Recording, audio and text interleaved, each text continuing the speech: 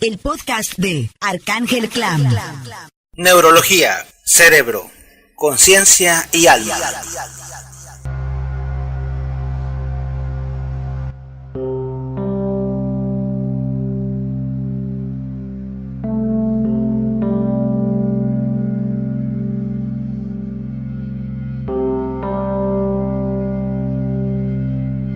Chappie es una película que hace reflexionar sobre algunos temas que trascienden en la humanidad.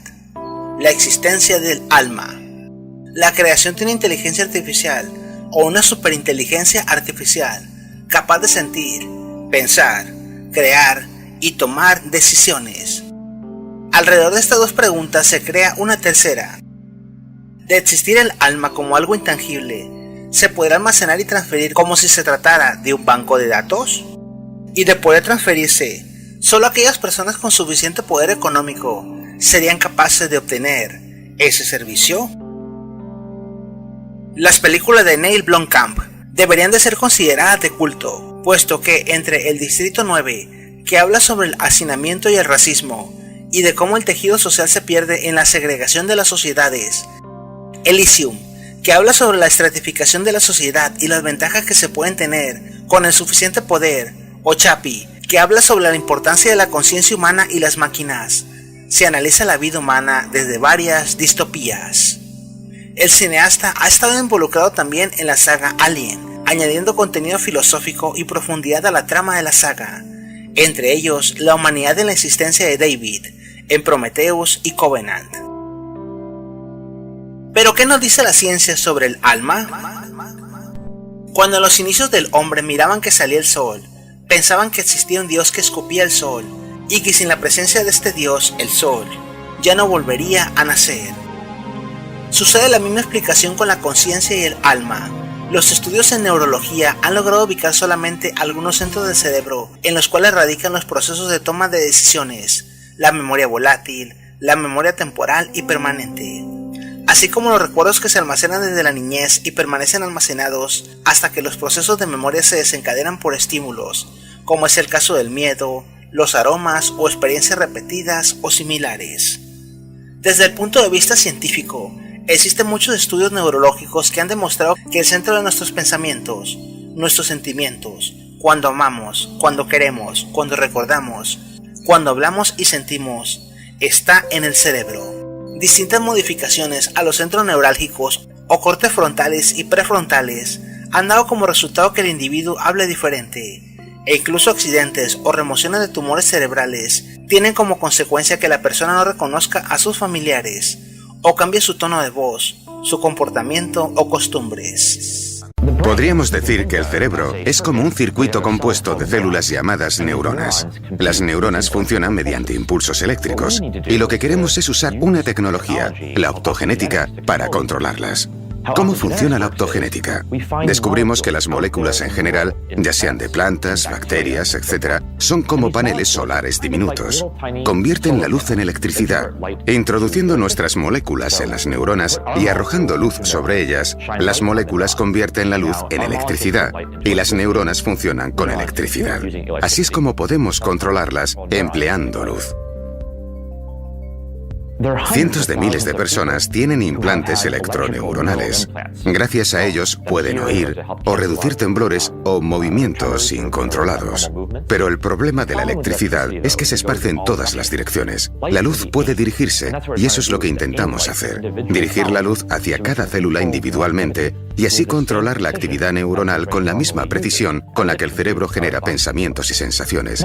En muchos estudios, puede que en cientos en todo el mundo, tanto a nivel académico como empresarial, se está usando nuestra tecnología para activar neuronas en diferentes partes del cerebro y ver qué comportamientos se alteran.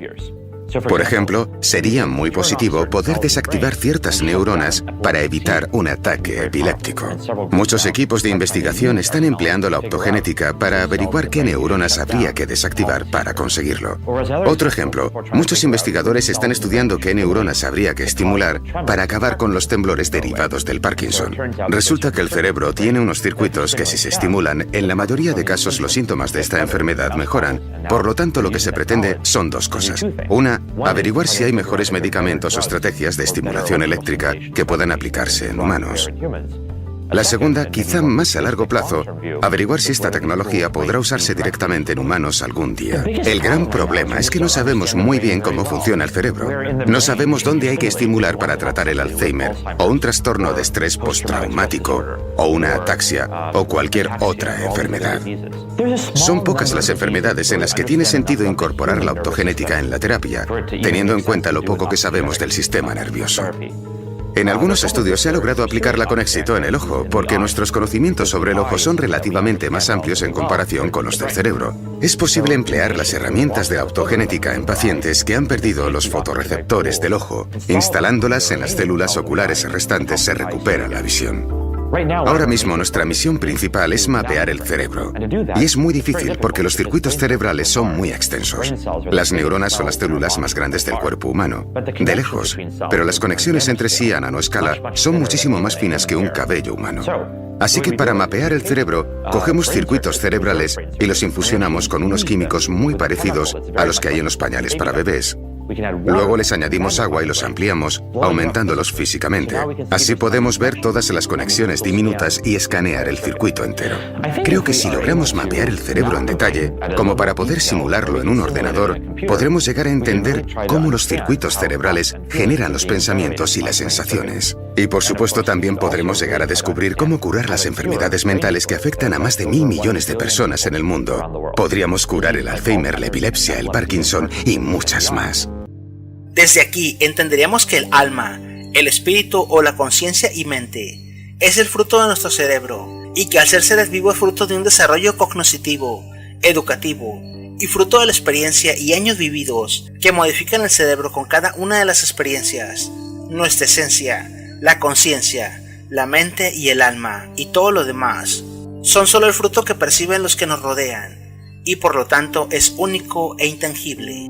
La red es la clave. La red neuronal, sobre todo las redes de la corteza cerebral, son la base de todo el conocimiento y de toda la memoria. Se forman a lo largo de la vida con la experiencia, por el establecimiento de conexiones, entre neuronas que pueden estar agrupadas en grupos pequeños, sobre todo en las zonas primarias, sensoriales y motoras, que pueden llamarse módulos, si tú quieres. Es decir, los módulos están a la base. Es el ver, es el tocar, es el oír, es el moverse. Pero la conciencia del conocimiento y la conciencia de la memoria está en la red, que es en la agrupación. Es relacional. Es relacional.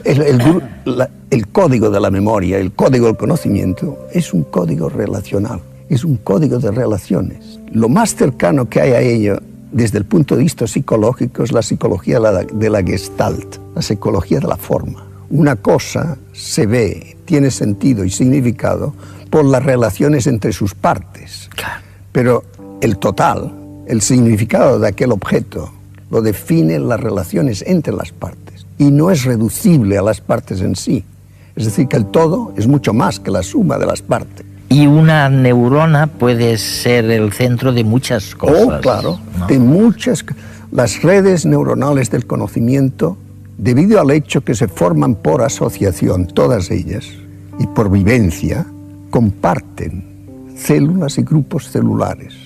Es decir, que un grupo celular puede ser parte de muchas redes, de muchísimas redes. O sea, corrígeme a ver si he entendido bien.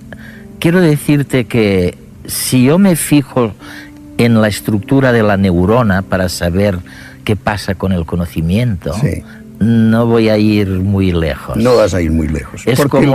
¿Por qué? Porque el código de la cognición es un código relacional a nivel de la red y es irreducible a las partes. Es decir, hacer lo que tú decías sería como pretender entender el significado de lo que dice la carta escrita estudiando la composición química de la tinta.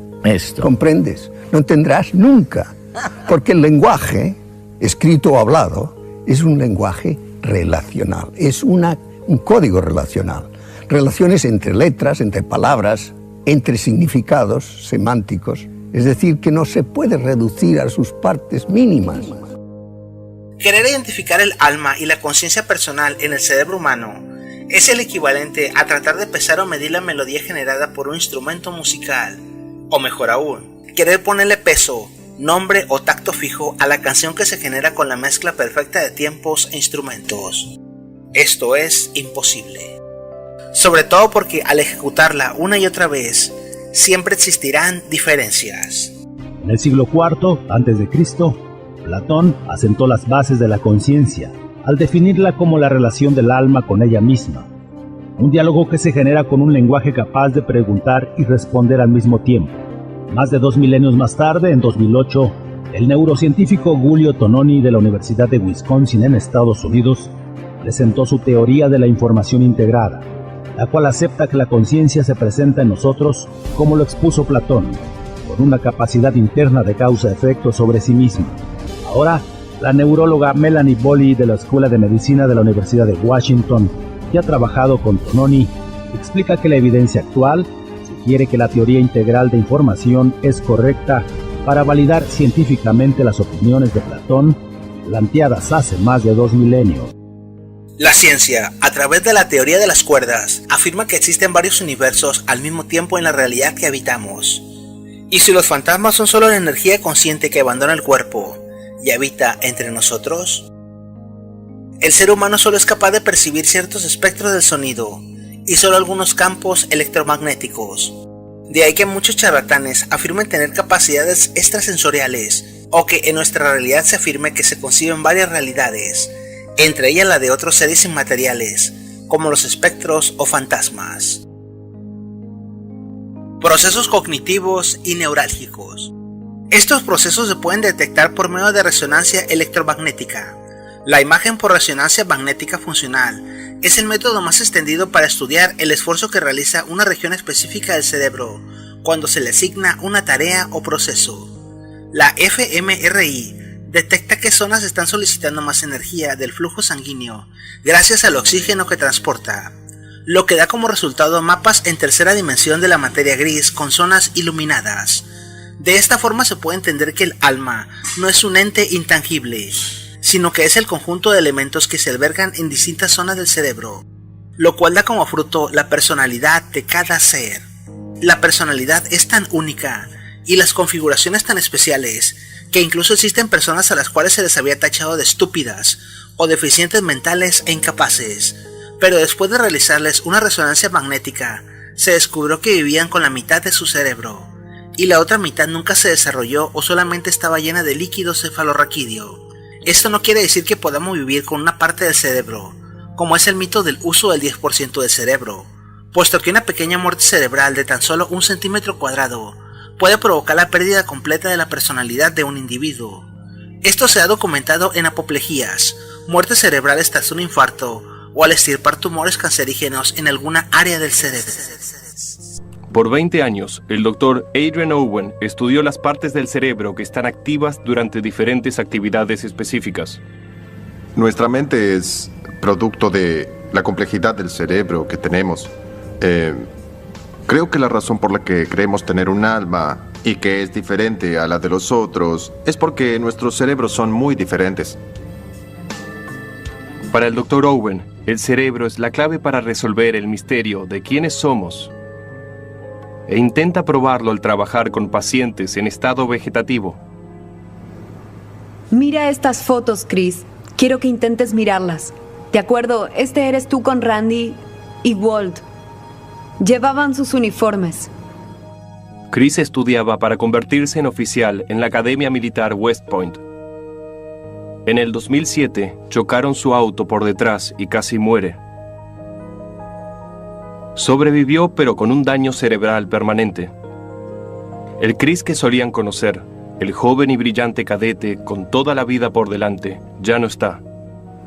Chris, ¿puedes ver la foto en la que estás con tus amigos? No puedes ni imaginártelo. Es la peor de las pesadillas. Vi a otras familias pasar por esto, pero hasta que no te sucede, no puedes darte una idea de lo desgarrador que es. Hay momentos en los que sientes que no está allí, pero en otras ocasiones sientes con mucha seguridad que está allí escuchándote o mirándote directo a los ojos. Es tan difícil poder precisar en dónde está. ¿Está aquí? ¿Está atrapado? Sé que no tenemos respuestas para eso. No creo que Chris no tenga alma. Creo que se trata de una chispa de vida que te deja en el momento de morir. Básicamente eso es el alma. Y es posible que Chris no tenga toda esa chispa ni esté consciente, pero él está aquí. Estoy segura de que el alma es algo más que la conciencia. Chris, tengo un martillo y una pelota. Quiero que mires la pelota. Lo que el doctor intenta descubrir con su investigación es si Chris, clínicamente hablando, es tan consciente ahora como lo era antes del accidente. Respecto a la conciencia, hay un gran problema. La única manera que tengo para probarte que soy consciente es por medio de una acción, al decírtelo o al demostrártelo. Pero si hablamos de trastornos de conciencia, estado vegetativo, estado de conciencia mínima, no suceden esas cosas con pacientes que, por definición, son incapaces de producir el tipo de respuestas que el resto de nosotros usamos para demostrar conciencia. Para el Dr. Owen, lo que empezó como un simple estudio de la conciencia se convirtió en un descubrimiento sin precedentes. Hizo pruebas en una mujer de 23 años en estado vegetativo. Los resultados revolucionaron el entendimiento científico del cerebro. Fue víctima de un extraño accidente de tránsito y la examinan periódicamente desde hace 5 meses. Y en cada examen cumplía con todos los criterios necesarios para el diagnóstico de un estado vegetativo. Entonces le realizamos una resonancia magnética y le pedimos que imaginara que estaba jugando un partido de tenis. A partir de ahora, si oyes la palabra tenis, quiero que te imagines en una cancha de tenis jugando un partido de tenis. Elegimos esa tarea porque es algo que intentamos con muchos voluntarios sanos. Sabemos que eso genera una activación específica en la zona del medio del frente del cerebro que se llama zona motora suplementaria. Esa zona controla los movimientos superiores y si estás acostado en el escáner y te imaginas que estás moviendo la parte superior de tu cuerpo como si estuvieras jugando al tenis, esa zona del cerebro se activará con mucha potencia. Mientras ella estaba en el escáner, le pedimos que cuando oyera la palabra tenis, se imaginara jugándolo hasta que le pidiéramos que se detuviera. Cuando lo hicimos, su cerebro se activó como el de los voluntarios sanos. Basándonos en eso, concluimos que no estaba en estado vegetativo y que estaba plenamente consciente. Eso fue muy emocionante. Y teníamos otra actividad para probar. Era importante demostrar que no se trataba de una reacción automática y si cambiábamos la tarea, la activación cerebral debería cambiar. Así que usamos algo llamado navegación por un espacio determinado. Le pedimos que se imaginara yendo de un cuarto a otro en su casa. Esa tarea siempre activa en los voluntarios sanos una zona del cerebro muy profunda que se llama giro parahipocampal. Nunca antes vi que se activara en pacientes vegetativos. Sin embargo, cuando le pedimos que fuera de cuarto a cuarto en su casa, la zona giro parahipocampal se activó como si se tratara de un voluntario sano. Uso de drogas y alcohol en la función cerebral. En los estudios de la función cerebral es muy importante el estudio sobre el consumo de las drogas, puesto que si bien una cantidad determinada de marihuana, LSD o cocaína puede estimular y crear determinados efectos sobre una persona, e incluso los medicamentos que están prescritos para el cerebro tienen distintas reacciones a pesar de que están medidos y cualificados, o que están diseñados para inhibir o prolongar una función del cerebro. Los efectos no son iguales para todos, y la adicción de estas drogas compromete gravemente la capacidad de pensamiento y toma de decisiones. A su vez que el sistema nervioso se modifica permanentemente después de consumir drogas, aun cuando hayan pasado meses o años de haber consumido dichas sustancias. Miles de personas viven vidas activas y saludables consumiendo drogas. Sin embargo, no se puede estudiar el desempeño mental que pudieran tener si nunca hubieran consumido sustancias. Pero, ¿qué daño hacen las drogas al sistema nervioso? O más bien, al sistema nervioso central y las funciones del cerebro? Las drogas bloquean el proceso o la forma en que la sinapsis o las neuronas se comunican. Algunas, como la marihuana, intervienen en el proceso de la sinapsis. En el caso de la metanfetamina, logra imitar la dopamina del cerebro. Es por ello que los efectos de las drogas son distintos en todos los seres humanos, puesto que a diferencia de la ciencia médica que ha determinado el activo, la cantidad y el efecto curador de un medicamento que contiene drogas, estas últimas se consumen libremente y sin una prescripción alguna. Antes se creía que el cerebro Era una especie de armario lleno de cajones en los que se iban archivando los recuerdos. Se solía pensar que cada área cerebral estaba especializada en una sola función. No obstante, los avances en neurociencia en las 3 últimas décadas han permitido desmontar esa visión del cerebro. Hoy en día sabemos que no se trata de una máquina con piezas, como un coche, sino de una red muy compleja, con millones de neuronas interconectadas y distribuidas por toda la corteza cerebral, como Internet. Cada una de esas neuronas cumple con infinidad de funciones y forma parte de numerosas redes. Para entenderlo un poco mejor, imaginemos que el cerebro fuera una orquesta y cada uno de los músicos una neurona. Cuando interpretan una nueva partitura, ejercen roles distintos. Intervienen de forma diferente y establecen relaciones variadas entre ellos. Por ejemplo, puede que en una pieza al principio solo se activen la sección de vientos y los violines, y más tarde se incorpore el resto de la orquesta. Eso sí, para que suene bien, deben sincronizarse, estar atentos a lo que hacen los demás, seguir el mismo ritmo, compartir afinación. Además, cada uno puede participar en innumerables partituras, y una misma orquesta o red neuronal puede servir para interpretar varios tipos de partitura distintos. Eso mismo ocurre, aunque de forma más compleja, en el cerebro, con las alrededor de 20.000 millones de neuronas que lo forman. Los conocimientos o las memorias que aprendemos son redes de neuronas entrelazadas por enlaces sinápticos, por conexiones entre las células nerviosas. Es así como adquirimos nuevas memorias y el cerebro las guarda en redes distribuidas. La función cerebral. Existe un fenómeno en los hormigueros, las colonias de termitas e incluso en la naturaleza. Se caracteriza por un conjunto de acciones que llevan a cabo los seres vivos para mantener el entorno en el que viven. Si bien se puede clasificar como un ecosistema, existen cientos de seres vivos los cuales llevan acciones coordinadas con papeles específicos e inteligencia determinada para lograr un objetivo en común. Las colonias de termitas son consideradas seres vivos, no necesariamente porque contengan termitas, sino porque son en sí una especie de ser vivo diferente. A estos conjuntos de seres vivos se les denomina superorganismos. Incluso existe un debate en la comunidad científica sobre si el cuerpo humano es un superorganismo o solo es un conjunto de órganos. Despegándonos de nuestra propia experiencia como seres vivos y como seres humanos, imagínate, no sé si habrás hecho alguna vez el intento de imaginarte que eres un animal o que eres un pájaro o un insecto, y cómo sería tu mundo. Y sería... hay gente que lo ha hecho, se ha escrito libros como Jacob von Uexküll, que busca decir el mundo de un animal es distinto al mundo de otro animal, de otra especie, o distinto al mundo humano. Eso es un ejercicio muy interesante de imaginación, pero de alguna manera es un ejercicio que hacemos desde nuestra conciencia. Entonces ya tenemos un problema al principio de esa pregunta, es decir, ¿cómo podemos imaginarnos la conciencia en otros seres vivos? Si te preguntas por mi opinión es que de alguna manera la conciencia surge con la vida, pero nos estaríamos equivocando si pensamos que seres vivientes muy simples tienen una conciencia parecida a la nuestra. Sí.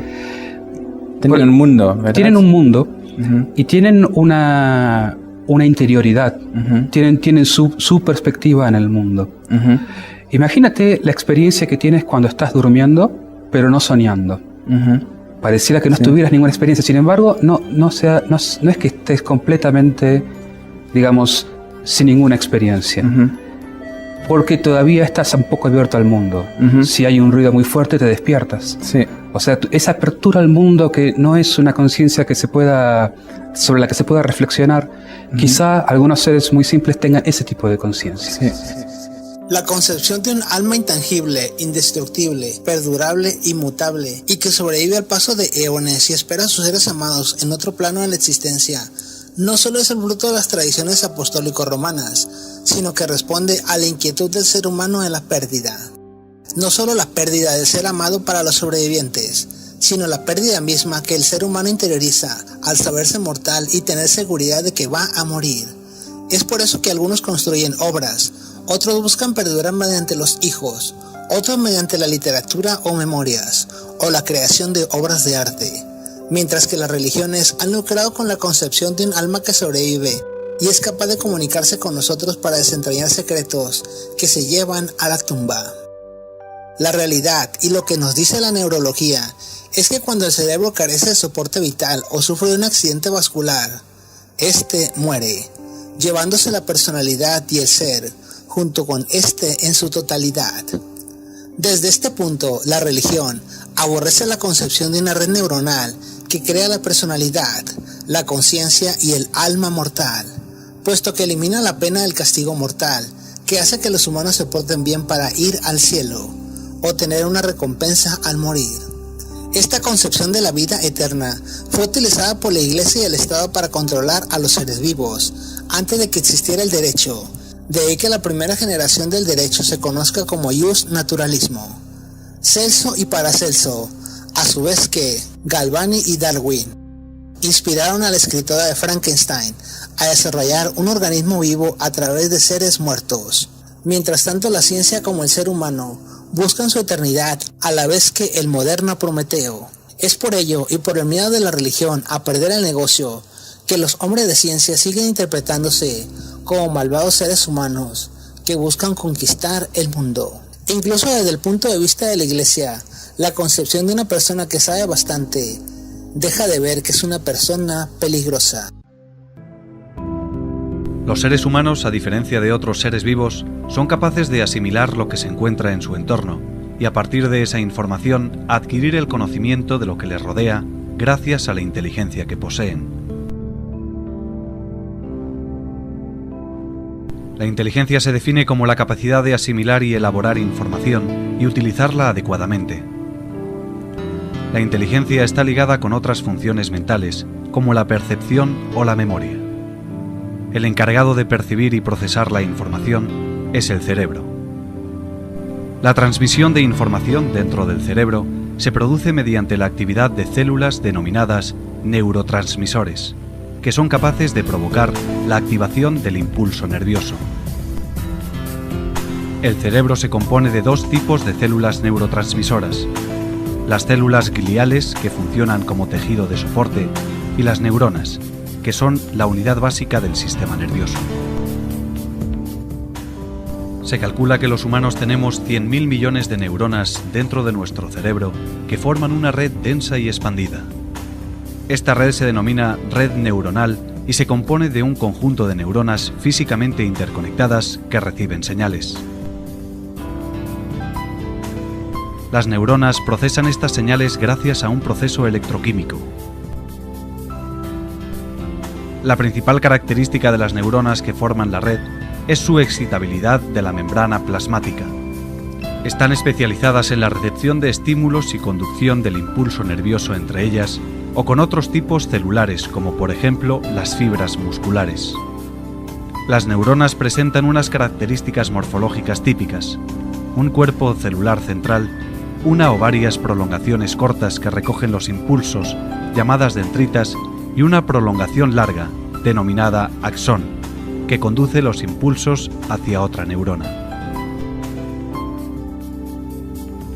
Cuando las neuronas transmiten información de unas a otras, se denomina sinapsis.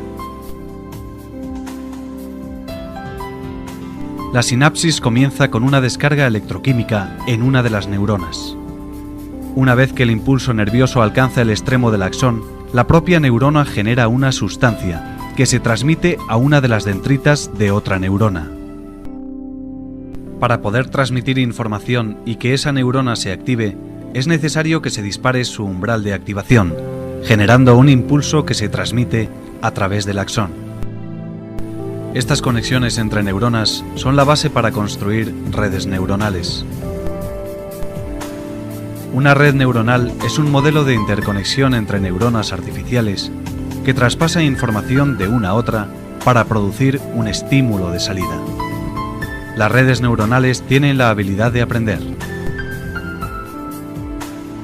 Este tipo de redes se utiliza para reconocimiento de patrones de voz, imágenes o señales. Por tanto, las redes neuronales son un intento de imitar nuestra manera de pensar y a la vez un sistema que es capaz de aprender por sí solo, al contrario que los sistemas informáticos habituales. Nuestro cerebro. Como todos nuestros órganos, el cerebro ha evolucionado, aumentando a lo largo de millones de años en complejidad y contenido de información. Su estructura refleja todas las etapas por las que ha pasado. El cerebro ha evolucionado desde dentro hacia afuera. En lo más profundo está la parte más antigua, el llamado tronco cerebral. Dirige las funciones biológicas básicas, incluyendo los ritmos de vida, como el latido del corazón y la respiración. Sus funciones más complicadas han evolucionado en 3 etapas sucesivas, de acuerdo con un apasionante descubrimiento del biólogo americano Paul MacLean. Tapando el tronco cerebral está el llamado complejo R. R de reptil. Es donde se encuentran la agresividad, la territorialidad y las jerarquías sociales. Se desarrolló hace algunos cientos de millones de años en nuestros antecesores, los reptiles. De forma que en lo más profundo de nuestro cerebro hay algo parecido al cerebro de un cocodrilo. Rodeando al complejo R se encuentra el sistema límbico o cerebro mamífero, que se desarrolló hace cientos de millones de años en antecesores que eran mamíferos pero no primates como los monos y los simios. Es una fuente importante de nuestros estados de ánimo, nuestras emociones, nuestras inquietudes, nuestra preocupación por los hijos.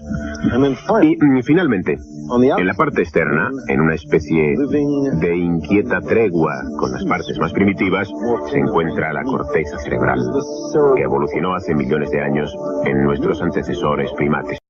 El cerebro es una de las máquinas u órganos más eficientes que tenemos, a tal grado que el ser humano o el cuerpo humano en total quietud o inanición solo gasta aproximadamente entre 1500 a 1800 calorías al día, gran parte de ellas por el uso del cerebro. Cuando se le pone a una persona una resonancia magnética en total quietud, la única parte que aparecerá caliente es el cerebro, puesto que éste consume demasiada energía.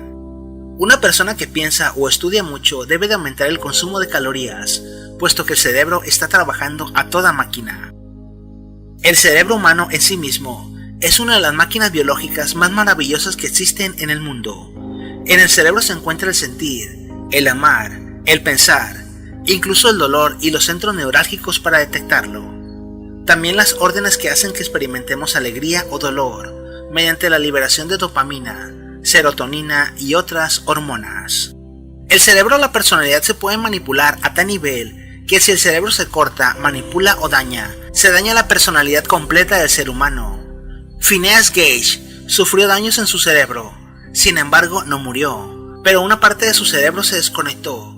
Al ocurrir esto se volvió problemático y alcohólico.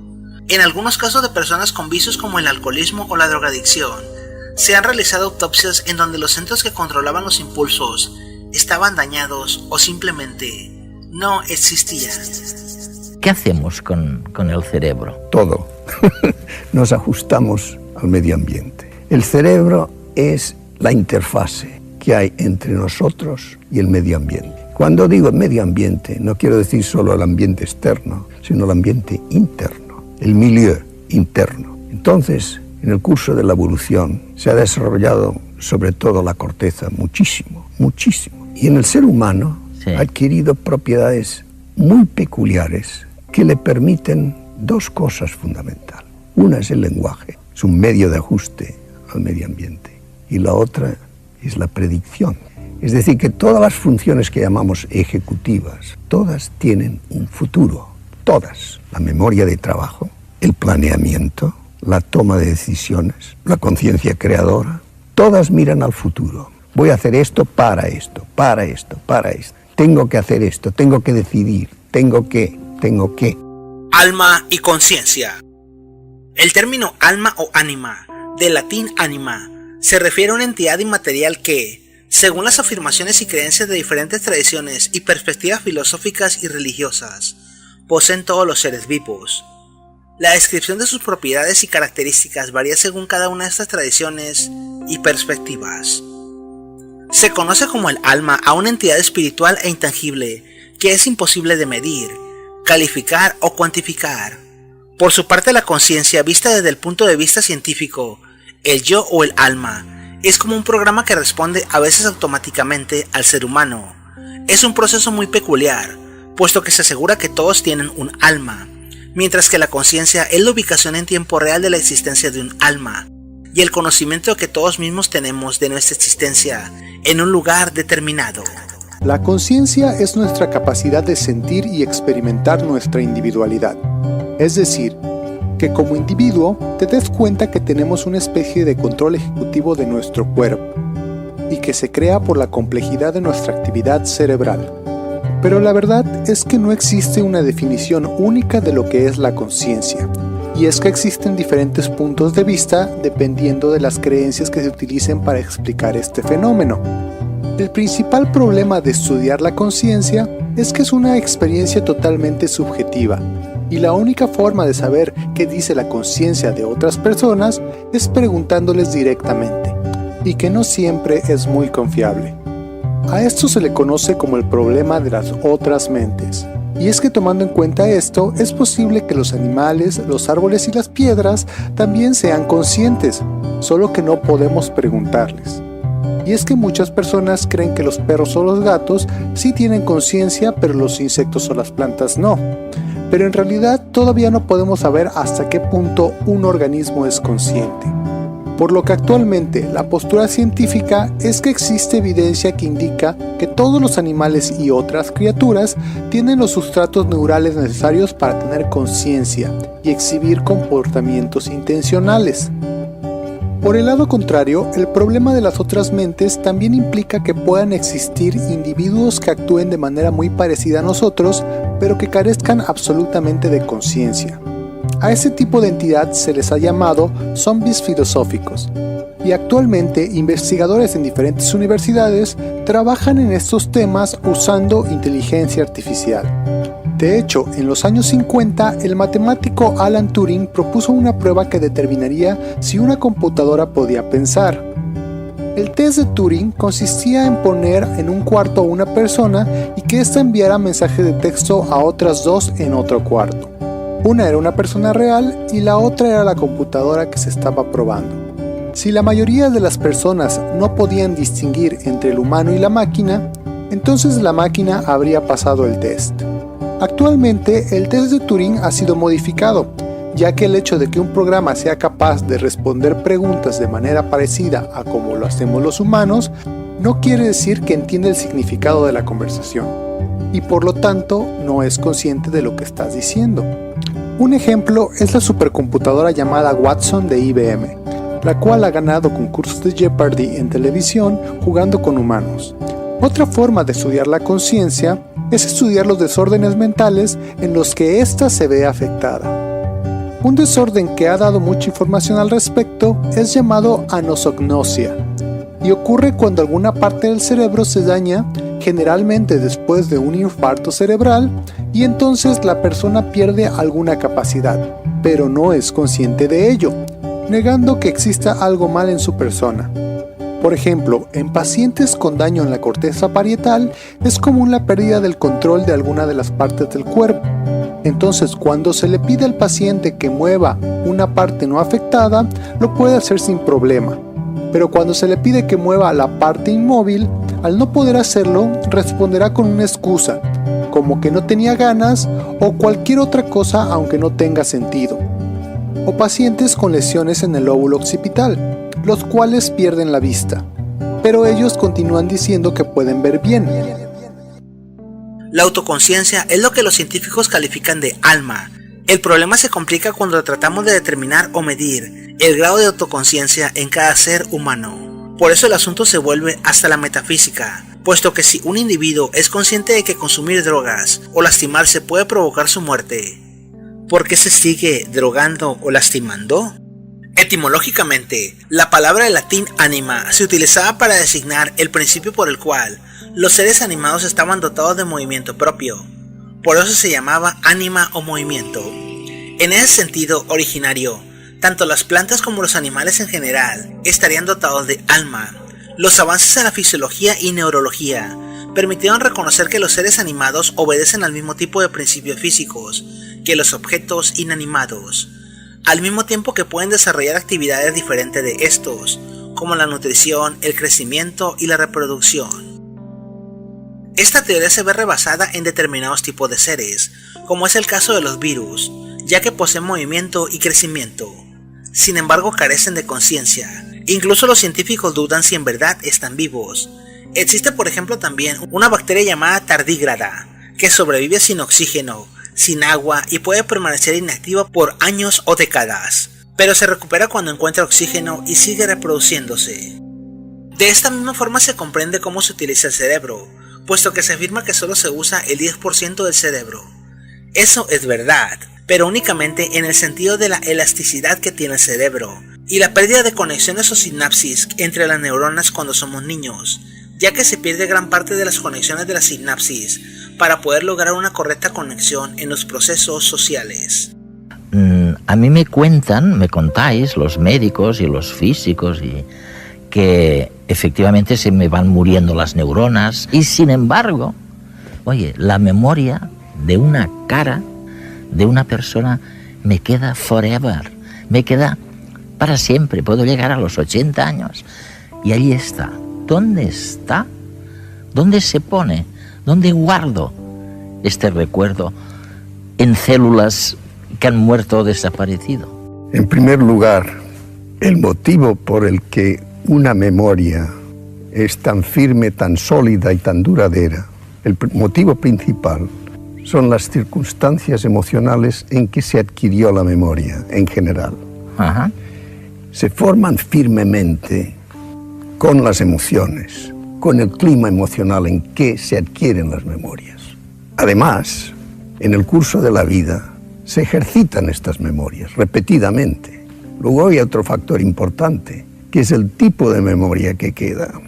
Hay muchas clases de memoria. Está la memoria semántica, más bien abstracta, del conocimiento. Luego está la memoria episódica, de los detalles de la vida, del nombre, de la cara. Se van ejercitando en el curso de la vida y así subsisten. Claro, al mismo tiempo se van debilitando algunas de estas conexiones y se pierden memorias, y se pierden neuronas y se pierden sinapsis, pero se van creando nuevas. Entonces, el truco para adquirir nueva memoria es el ejercicio del cerebro. En realidad, el cerebro se utiliza al 100% durante todo el día y toda nuestra vida. Sin embargo, los neurólogos aún no identifican completamente las áreas del cerebro que se estimulan durante cada uno de nuestros actos o funciones.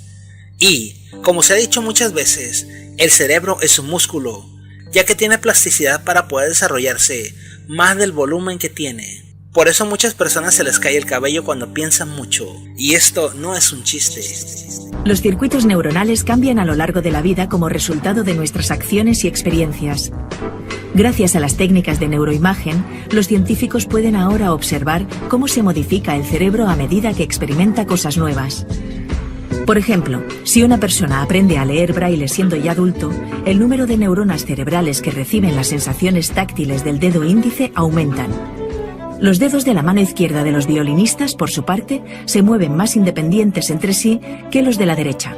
En consecuencia, hay más neuronas en su corteza motora dedicadas a su control. Los astronautas también adaptan sus cerebros a la ausencia de gravedad. Lo que está arriba y abajo cambia en esas condiciones. Al volver, tienen algunos problemas para adaptarse. Si se le pide a un astronauta, por ejemplo, que cierre los ojos y levante un brazo hacia arriba, solo lo hará parcialmente, puesto que no sabrá encontrar la vertical. Tampoco podrá saltar a la pata coja sin caerse, o caminar en línea recta con los ojos cerrados. No es que esté borracho, es que su cerebro se ha adaptado al espacio. Allí ha aprendido a ignorar el sentido del equilibrio, puesto que no le resulta útil. Pero a los pocos días de volver, se habrá vuelto a adaptar a la normalidad. Y en pocas misiones habrá desarrollado dos sistemas, uno para el espacio y otro para la Tierra, que podrá activar o desactivar en pocas horas. Sin embargo, hay algo a tener en cuenta. Un sistema nervioso muy joven responde a cualquier estímulo que le llegue. Pero a medida que nos hacemos mayores, nos volvemos más selectivos. Las modificaciones en el cerebro adulto requieren de un aprendizaje activo. Lo que impulsa el cambio es la motivación. Si hay una buena razón para cambiar, entonces cambiamos. Pero, ¿de dónde viene la personalidad en un ser humano? La personalidad es distinta en cada persona, y esto responde a la cantidad de neuronas que dedica a cada tipo de procesos sociales, o procesos matemáticos, aritméticos o etc. Entre ellos el socializar, el habla, la conciencia de ubicación de dónde está y qué está haciendo, que permite que cada individuo se mantenga en sociedad. Casi el 20% de nuestras funciones cerebrales y cognitivas se utiliza para mantenernos como seres sociables. Eso se debe a que es la misma sociedad la que ha llevado al ser humano hacia donde está. Bueno, antes, ahora quién sabe. Este tipo de cambios sociales o la poda sináptica se ha comprobado en niños con autismo y Asperger, puesto que si bien los autistas tienen deficiencias serias en la sociabilidad, los Asperger tienen un autismo de alto nivel, donde el proceso de la poda sináptica, que hace que pierdan las neuronas que deberían de perderse para mantenerse dentro de la sociedad, no existe, y por ello tienen habilidades excepcionales para la música, la ciencia y los procesos donde se requiere pensamiento crítico, o una ejecución impecable para realizarlos. Sin embargo, en el caso de los autistas y sobre todo de los Asperger, es muy necesaria la estimulación temprana y la orientación especial para poder lograr resultados con este tipo de niños. Hay que diferenciar el autismo del Asperger, puesto que los primeros requieren cuidados especiales durante toda su vida. Para sobrevivir, para no estar fuera de la manada, imitamos a los demás de forma consciente e inconsciente. Por eso copiamos las modas, los gestos, las ideas, la forma de hablar de los demás. De hecho, sabemos que la presión social por conformarnos al grupo es tan grande que nos angustiamos cuando pensamos de forma distinta a los demás. El cerebro, en cambio, nos premia si nos conformamos a lo que dice y piensa la mayoría. Un experimento a cargo de Mel Sophie Moore demostró que los bebés de 1 hora de vida ya son capaces de imitar expresiones faciales. ¿Por qué? Porque como estamos programados para sobrevivir, imitarnos podría salvarnos. Imagina una bandada de pájaros a la que se acerca un peligro sigilosamente. El primer pájaro que lo vea saldrá volando y los otros le seguirán sin pensar, porque la bandada les da protección y multiplica sus posibilidades de detectar el peligro y de ponerse a salvo. Y es que las emociones como la ira, la tristeza o el miedo pueden ser útiles, pero también pueden resultar perjudiciales si no aprendemos a limitarlas y a gestionarlas. Pero regresando al tema. ¿Qué es una inteligencia artificial? Se le denomina simplemente inteligencia a la capacidad de tener una conciencia o autoconocimiento del ser. Es la facultad que tienen algunos mamíferos de aprender, entender, razonar, tomar decisiones y formarse una idea determinada de la realidad. Dependiendo del tipo de inteligencia, existen seres capaces de crear lenguajes o señales que otros seres vivos pueden interpretar para comprenderlos. O mejor dicho, otros seres vivos semejantes a su colonia, e incluso, como es el caso del ser humano, de otros seres vivos que estudia para comprenderlos. Es como si esta metáfora ha surgido tomando las capacidades más complejas de la mente humana como si fueran las más generales. La capacidad de razonamiento lógico, la capacidad de un lenguaje complejo, la capacidad de razonar en situaciones que implican unas decisiones difíciles. Esas son capacidades reales que tenemos.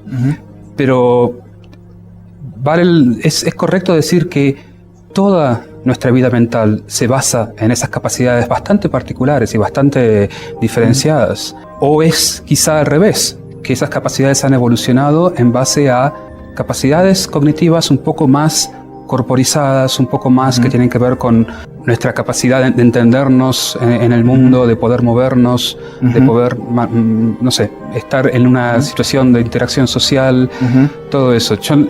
Si te parece, se puede pensar un poco que el cuerpo tiene una parte que es entender el cuerpo como biológico, pero también el cuerpo como estar en el mundo, poder llegar a una cita a tiempo, poder ir a la cocina y preparar un plato. Esas son capacidades cognitivas también, no sé qué piensas. En cambio, la inteligencia artificial es solo una creación de otro ser vivo que generalmente hace referencia a los sistemas computacionales. Este es un término acuñado en 1956 por John McCarthy. Este la definió como la ciencia y el ingenio de hacer máquinas inteligentes, especialmente programas de cómputo inteligentes. Solemos referirnos al cerebro humano como a una computadora que rige nuestro cuerpo y ordena el mundo que nos rodea. Hemos construido la idea o fantasía de un futuro dominado por máquinas inteligentes que nos desplazarán. Si esto es cierto, o siquiera posible, ¿quién es realmente el usuario de la máquina que llamamos cerebro? ¿Cómo se diferencia el pensamiento humano del de un robot? Las complejidades del mundo y de la conciencia son comunes tanto a las máquinas como a los humanos. ¿Pueden los androides, como decía Philip Dick, soñar con ovejas eléctricas? En la saga de ciencia ficción Alien, existen los androides como David, que fue concebido como una especie muy humana por aprender a tomar decisiones, pensar e incluso soñar. Pero también existen autómatas como Cole, en Alien 4, los cuales fueron eliminados paulatinamente, porque eran máquinas realizadas por máquinas, y eran capaces de tomar decisiones por su cuenta. Pero, ¿por qué eliminar una inteligencia artificial avanzada? Pues porque existe el peligro de una inteligencia artificial. La existencia de una inteligencia artificial superior se ha llegado a considerar peligrosa. La Fundación Bill Gates dona millones de dólares al año para evitar que exista el diseño e investigación de una inteligencia artificial que domine a la raza humana, o, mejor dicho, el mal uso de una inteligencia artificial diseñada. Stephen Hawking ha vaticinado que el crear una inteligencia artificial de tercera generación o superior a la humana sería el final de nuestra existencia. Y es que, cuando se habla de tercera generación, se refiere a máquinas que sean capaces de programar a otras máquinas o comunicarse por sí mismas. Para Hawking, la inteligencia artificial desarrollada hasta ahora ha probado ser muy útil, pero teme que una versión más elaborada de una inteligencia artificial o una superinteligencia artificial pueda decidir rediseñarse por su cuenta propia e incluso llegar a un nivel superior. Pero, ¿por qué se asegura esto? El mayor problema con las inteligencias artificiales actuales no es que sean incapaces de tomar decisiones. Estas ya lo hacen desde hace varios años. Por ejemplo, en Facebook existen instrucciones y robots que son capaces de tomar decisiones como borrar una foto impropia. O en YouTube, por ejemplo, existen programas que son capaces de determinar qué canción está utilizando de forma ilegal y borrar el video automáticamente. El problema con estas máquinas o estos programas o programación, o más bien dicho, una superinteligencia artificial, es el tipo de decisiones que puede tomar. Digamos que un robot identifica que el mayor problema de la especie humana es la sobrepoblación y el hambre. Entonces detectaría cuáles son las ciudades más superpobladas del mundo y esterilizaría a todas las mujeres y hombres capaces de concebir. Un robot identifica que la humanidad es la mayor amenaza para el resto de las especies, de manera que decide eliminarla con bombas o soldados armados. Al robot no le interesa hacer leyes que se cumplan, sino resolver el problema de la manera más eficiente. Y ahorita que hablamos de bombas o soldados armados, a un robot solo le bastaría la eficiencia de conseguir el virus ébola y esparcirlo por toda la Tierra. Un robot decide que el ser humano debe de ser feliz para vivir mejor, de manera que localiza el centro neurálgico de la felicidad e implanta un simple electrodo para que seamos felices para siempre.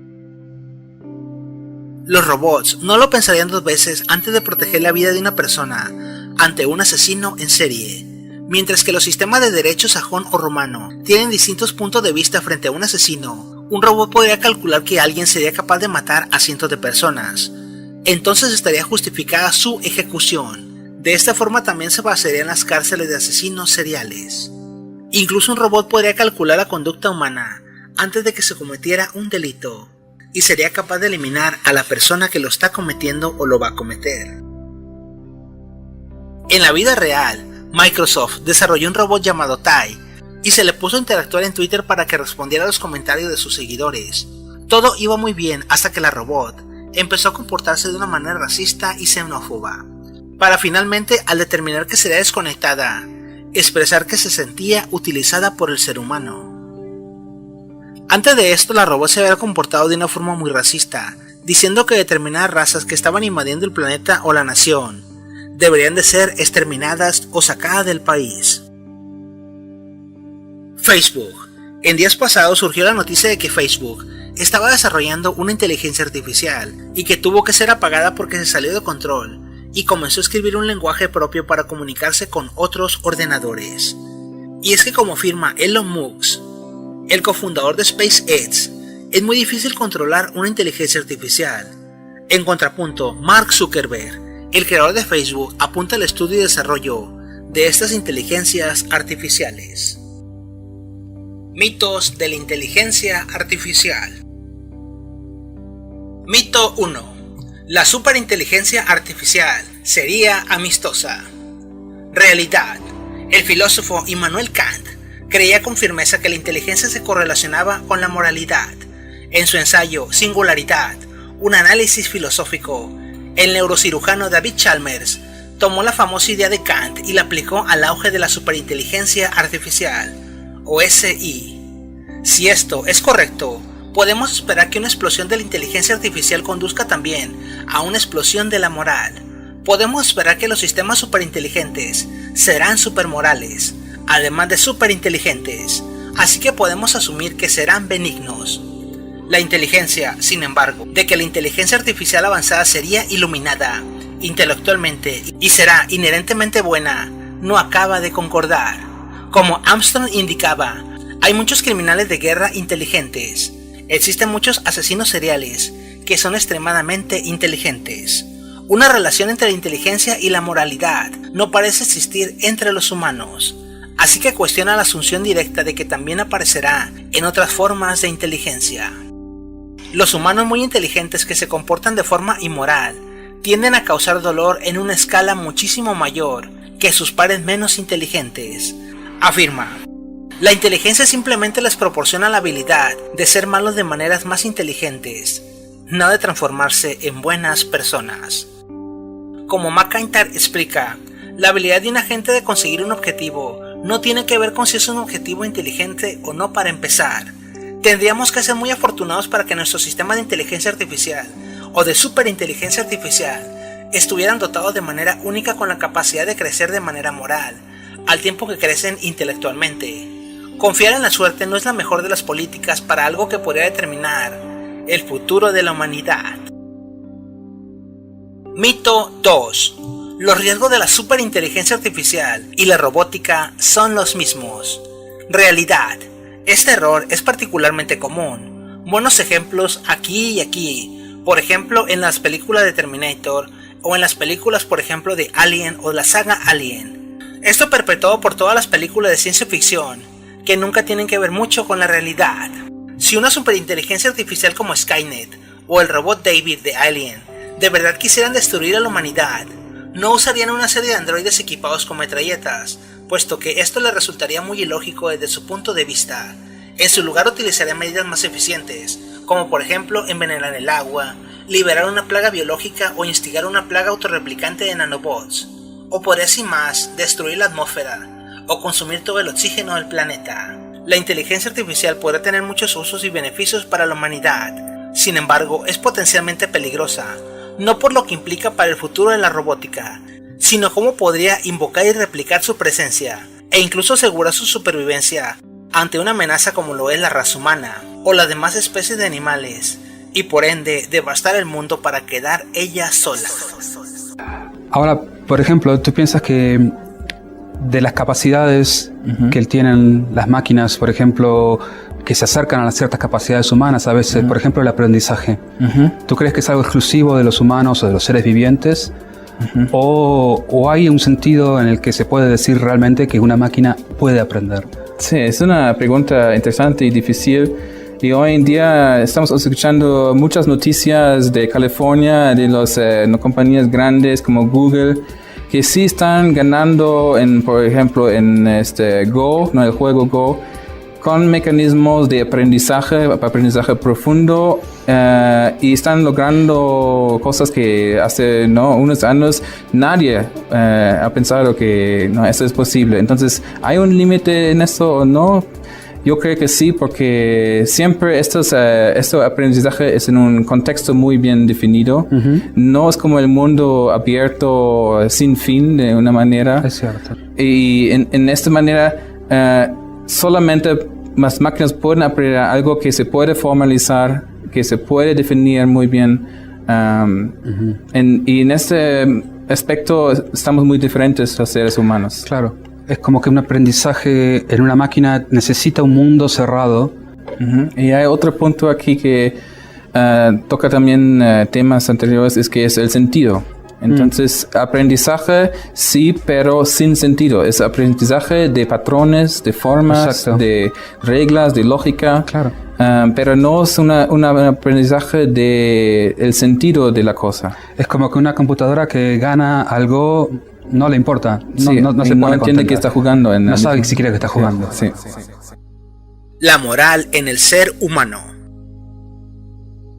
Y es que si bien la conciencia puede determinar la capacidad del bien y el mal, y llevar el cálculo a una determinada tasa de moralidad, los robots o las máquinas, o las inteligencias artificiales, no tienen capacidad para desarrollar la empatía por otro ser vivo. Esto básicamente porque, no están vivos. Muchas de las determinaciones de un robot se basan en análisis positivistas de los hechos, mientras que los humanos se basan en la moral y las consecuencias que podría tener una acción, en la mayoría de los casos. Entonces entendemos que existen dos axiomas: las leyes científicas o hechos comprobados y la moral. El robot se basa en el primero, y los humanos generalmente actuamos bajo la segunda. Otro aspecto negativo en la creación de una inteligencia artificial es el control, puesto que si bien somos capaces de apagar un sistema informático que desarrolla una inteligencia artificial, seríamos incapaces de hacerlo si éste se replica, tal y como lo hace Internet. Por ejemplo, una verdadera inteligencia artificial, como la que realizaron los ingenieros de Facebook, podrá transportarse a varios ordenadores, o transportarse como lo hace un virus o troyano a través del Internet, y entonces salirse de control. El desarrollo de las tecnologías que desarrollan asimismo la inteligencia artificial aún está en pañales, por lo que darle juicio del bien y el mal a una inteligencia artificial es un reto que se ve lejano alcanzar. La empatía y la conciencia, o el sentido del bien y el mal y la moral, es algo que el ser humano guarda desde la genética. O más bien dicho, también se encuentra en el cerebro. Psicópatas. Los únicos seres humanos que son incapaces de sentir empatía o tener un sentido de moralidad son los psicópatas. Sin embargo, en el sentido del psicópata, no solo se engloba en una persona que asesina a otros o que comete males para una sociedad. Abogados, grandes empresarios, jefes de empresas transnacionales, amas de casa y padres de familia podrían ser psicópatas funcionales, los cuales podrían tener lineamientos morales para poder vivir en una sociedad, gracias a sus padres o a la misma sociedad en las que están inmersos. Por eso se dice que la cultura es fruto de una sociedad, y no que la sociedad es fruto de una cultura, puesto que la cultura donde se nace forma gran parte del comportamiento humano, en la etapa de la niñez y la adolescencia. Los manuales de psicología, como es el caso de la CIE-10 y el DSM-5, entre otros, intuyen que el mayor rasgo para que un individuo presente una psicopatía no es la existencia de la misma o el diagnóstico, sino su nivel de funcionalidad dentro de una sociedad.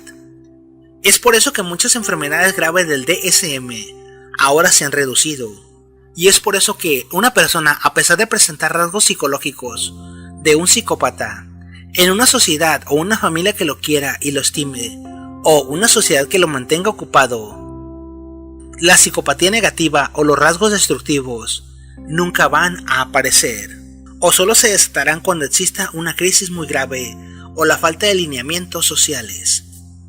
Los psicópatas o personas con niveles morales bajos son bien apreciados en puestos de mandos altos, como por ejemplo los jefes que despiden a cientos de empleados para que una empresa sobreviva. Los delincuentes también tienen este tipo de moralidad, puesto que no les importan ni las consecuencias de sus actos, ni los daños que perpetran en sus víctimas. Las leyes morales robóticas. Pero regresando a los robots y la inteligencia artificial, y como lo hemos afirmado en muchos audios, la vida es el eterno retorno. Y es que en 1942 ya se hablaba de la inteligencia artificial por medio de Isaac Asimov, escritor de ciencia ficción. Este dictó las 3 leyes que un robot, en este caso una inteligencia artificial, debería de seguir como base de su código moral. Si bien tuviera uno, claro. Número 1. Un robot no hará daño a un ser humano, o, por inacción, permitir que un ser humano sufra daño. 2. Un robot debe hacer o realizar las órdenes dadas por los seres humanos, excepto si estas órdenes entrasen en conflicto con la primera ley. 3. Un robot debe de proteger su propia existencia en la medida que esta protección no entre en conflicto con la primera o la segunda ley. Como se puede ver, estas 3 leyes son bastante sencillas, y cualquier creador de una inteligencia artificial debería de seguirlas o al menos tenerlas en cuenta. Si quisiéramos encontrar lo que es común en la mente, en todos los seres vivos, desde el más simple al más complejo, sería eso. Sería el hecho de que al ser vivo le importa. La vida le importa. Le importa poder seguir viviendo. Le importa poder tener una forma de vida, no necesariamente una forma que es estrictamente biológica, también es una vida social. Sí. Y eso, el que le importe, es algo que justamente está un poco en disonancia con esa idea de la computadora. Como la computadora es un poco como la luna, no le importa nada. Sí. ¿No? No sé qué te parece. Solamente al usuario. Solo el usuario le importa a la computadora, pero la computadora en sí no... Si está corriendo un programa para ver la internet o si está un procesador de texto, le da lo mismo. Ok, y específicamente la visión de Hollywood de agentes autónomos artificiales, yo por mi parte estoy muy escéptico que algo así se va a realizar, básicamente por razones que ya hemos tocado, que un agente es más bien un organismo vivo y no es una computadora. Entonces, a veces tomo un taxi para no salir de la UNAM y me preguntan, ¿a qué te dedicas? Estoy del Departamento de Ciencias de la Computación. ¿Qué piensas que sobre los terminadores y eso? Dice, no te preocupes, no va a pasar. Sí. Estoy trabajando diario en mi departamento y tienen sus robots y si lo ves... Vas a ver que no hay ninguna razón para preocuparse. Así es, podemos llevar un mensaje de tranquilidad. No estamos ni siquiera cerca de tener la posibilidad de tener un agente autónomo con la inteligencia como de un ser humano. De un insecto. De un insecto. Hay robots humanoides, existen, por supuesto, y son muy interesantes. Pero son máquinas que en general imitan alguna capacidad humana, como la capacidad de movimiento, la capacidad de reconocer un objeto, pero ni se acercan a la flexibilidad de la inteligencia humana. Falta creatividad, autonomía. Para dominar el mundo hace falta de creatividad, y no las tienen las máquinas, en ese sentido. Pero quizá, como insisto, la falta de creatividad de las máquinas, del hecho de que son máquinas, dominan quizá nuestro comportamiento y nuestras opciones ya de alguna manera. Y eso también... Déjame dar un ejemplo de eso. En nuestro departamento están cambiando el ambiente para que el robot pueda funcionar. Claro. Están obscurando las ventanas, ¿no? Porque no puede ver el vidrio, por ejemplo. Claro. Entonces, al reverso, es nosotros nos estamos adaptando al robot que no podemos construir que sea suficientemente flexible. Investigación. Para finalizar, existe mucha línea de investigación que va más allá de fantasear con la creación de una inteligencia artificial o la creación de un banco de datos que al unir la suma de las partes dé como resultado la conciencia y el alma humana. Existe una rama de la neurociencia denominada neurociencia computacional.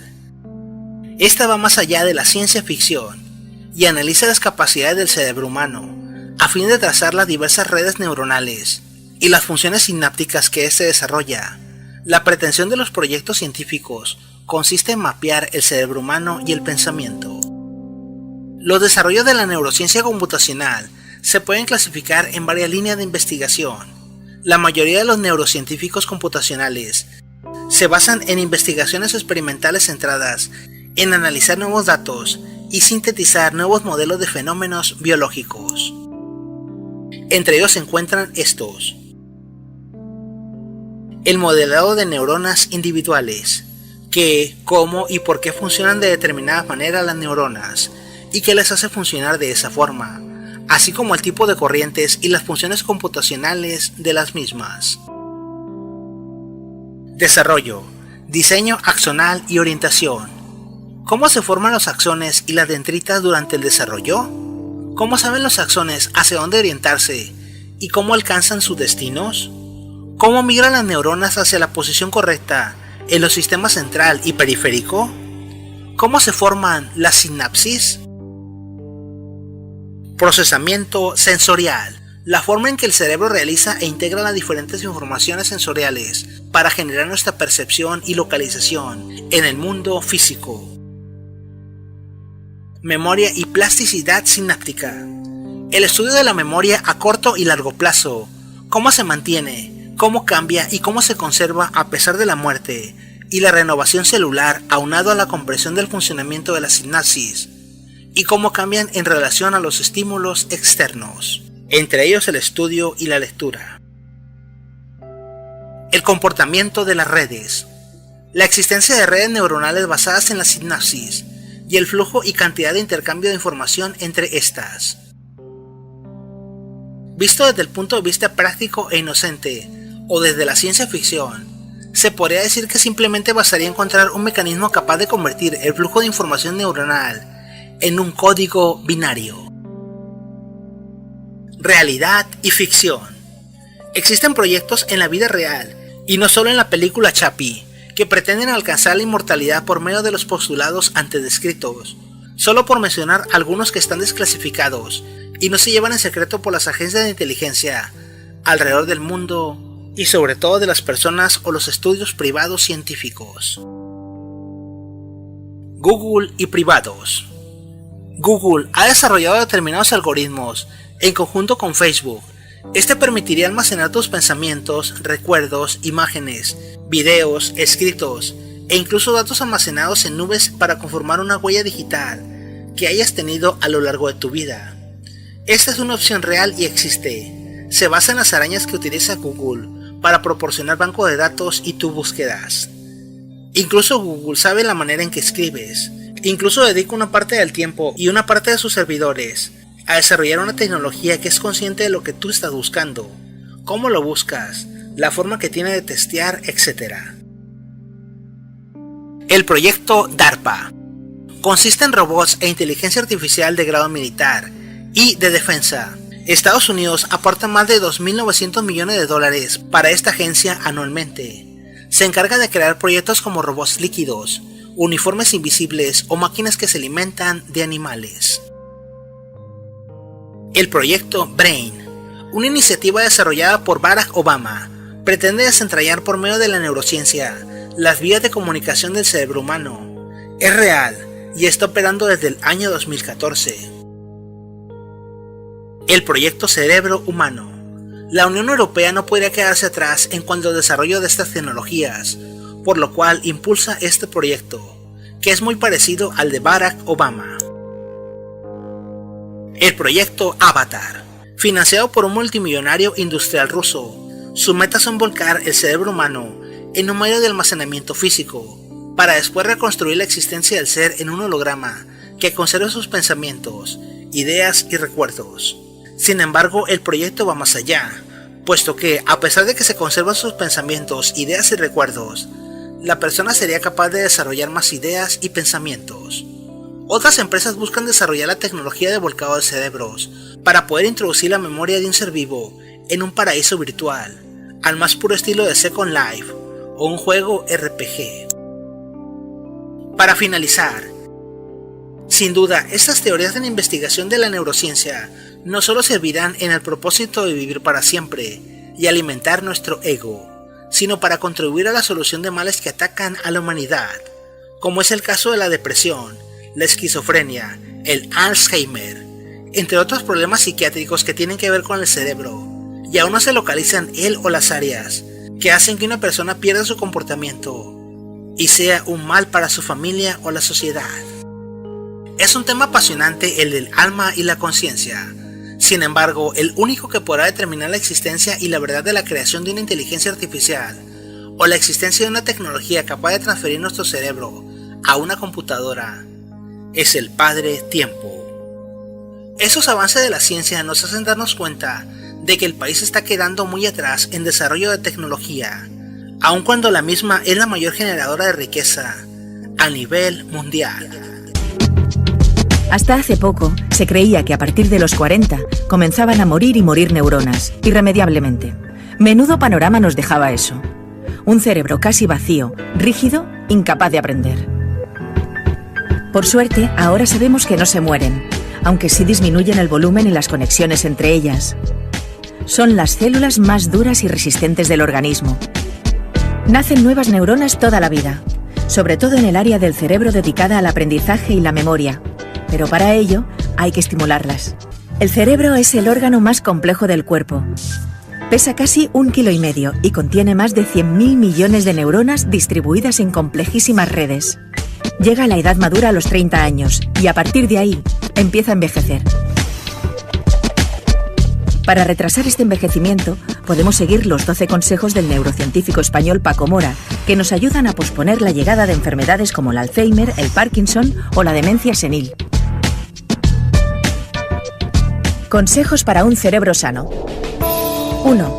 Comer menos.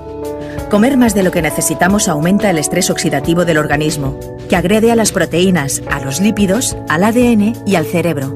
Menos comida potencia la producción de nuevas neuronas en el hipocampo, la región encargada del aprendizaje y la memoria, aumenta la sinapsis y favorece los mecanismos de reparación neuronal. 2. Deporte de forma regular. Mens sana in corpore sano. Al practicar deporte aeróbico de forma habitual y continuada, segregamos unas sustancias que repercuten en una mayor plasticidad del cerebro. Se potencian las sinapsis entre neuronas, la clave del aprendizaje y la memoria. 3. Hacer ejercicio mental todos los días. Jubilarse no implica sentarse en el sofá de casa a ver la tele, hacer crucigramas o leer. Debemos estimular la mente con retos. Por ejemplo, aprender un idioma nuevo. Es una tarea fascinante, que requiere esfuerzo pero que produce mucho placer, porque es útil y porque provoca la admiración de los demás. 4. Viajar mucho. Viajar requiere, en esencia, aprender y memorizar, adquirir percepciones y memorias nuevas. La rutina es nefasta para el cerebro. Además, viajar genera un cúmulo de emociones, que es realmente lo que mueve a nuestras neuronas. 5. Vivir acompañado. Una buena salud mental pasa por tener relaciones buenas y constantes con los demás. La transferencia emocional tiene muchas ventajas sociales. Quienes viven en pareja y tienen amigos se adaptan mejor a los cambios. 6. Adaptarse a los cambios. Adaptarse quiere decir también asumir los tiempos que corren. Si nos aislamos, si decimos, yo ya soy muy mayor para esto, lo único que conseguimos es estresarnos emocionalmente. 7. Evitar el estrés crónico. El estrés crónico tiene muchas consecuencias dañinas sobre el organismo y el cerebro. Libera de forma constante hormonas glucocorticoides que afectan directamente al cerebro. Lo mejor para contrarrestarlo es practicar deporte. 8. No fumar. Este hábito puede producir pequeños infartos cerebrales y declinar las funciones mentales. La nicotina produce una reducción de la memoria y la atrofia y la muerte de las neuronas. Además, aumenta el estrés oxidativo en el cerebro. 9. Dormir bien. Necesitamos entre 7 y 8 horas de sueño reparador cada noche, para que nuestro cerebro pueda borrar aquella información innecesaria y reforzar los conocimientos aprendidos. También para reparar tejidos dañados. 10. Evitar el apagón emocional.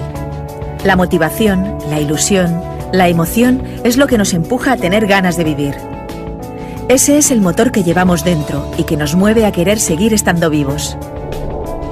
11. Agradecimiento. Agradecer es uno de los gestos humanos más bellos, que une a quien agradece y a quien recibe el agradecimiento. La vejez es un tiempo sano de agradecer, de dar, de crear nuevos lazos y dejar atrás antiguos lastres que eran causa de tensiones, angustias y pesadumbres. 12.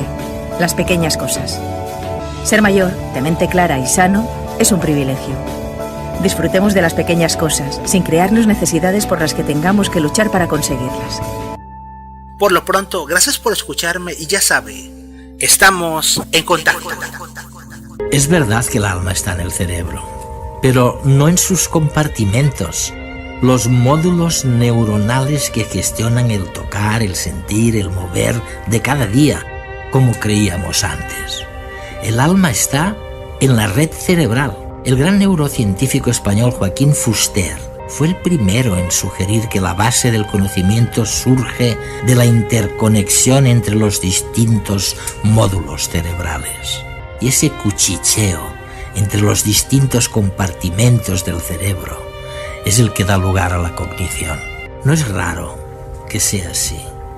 En los 3 días que estuvimos en Mallorca, en un congreso con los principales neurocientíficos del mundo, quedó patente que el cerebro intenta siempre hacer predicciones y para ello tiene que elaborar, no tiene más remedio, las más disparatadas hipótesis a su alcance.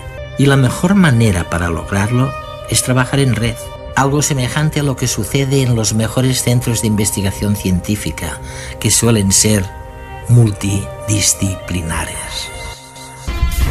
Me has conocido en un momento extraño de mi vida.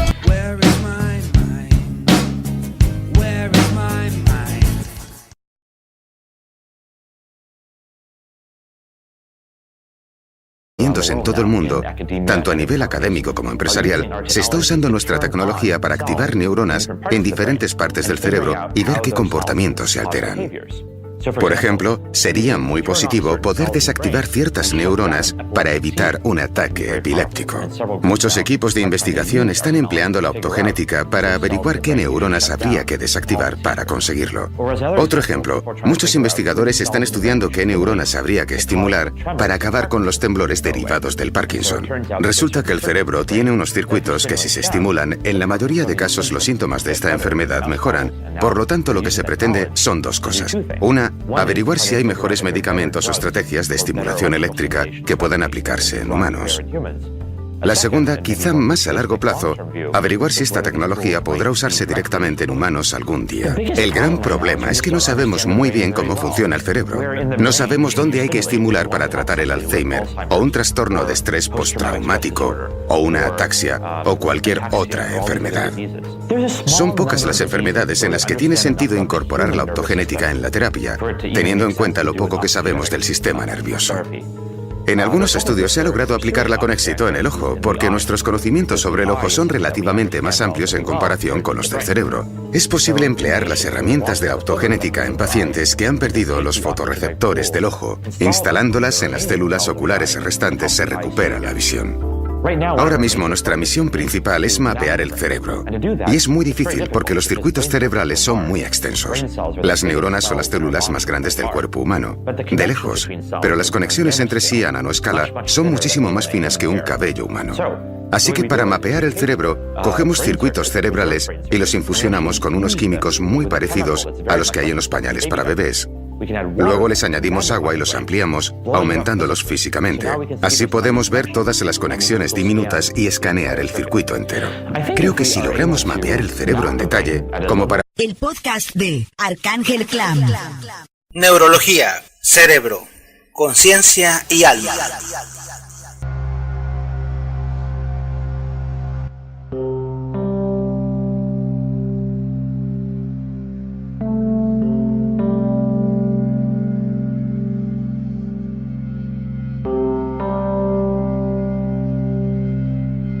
Chapi es una película que hace reflexionar sobre algunos temas que trascienden en la humanidad.